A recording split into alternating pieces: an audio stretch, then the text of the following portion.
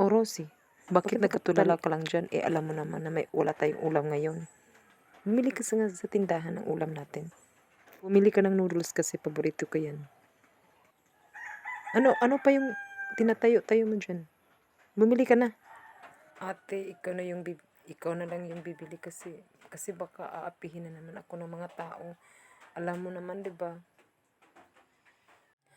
Ano ka ba naman, ate?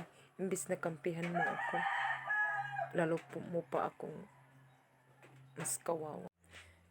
Kahit anong gawin mo, hindi talaga ako papayag na bibili sa tindahan kasi ako lang yung kawawa.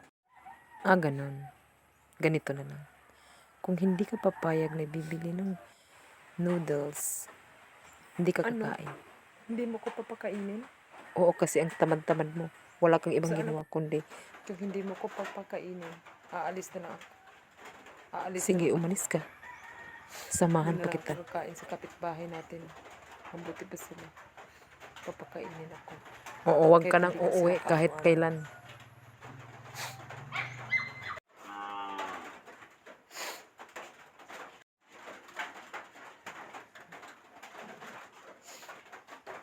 Bilisan mong bagal-bagal mo. Alis na ako, ate. Huwag ka na magsalita. Alis na. Huwag kang babalik dito.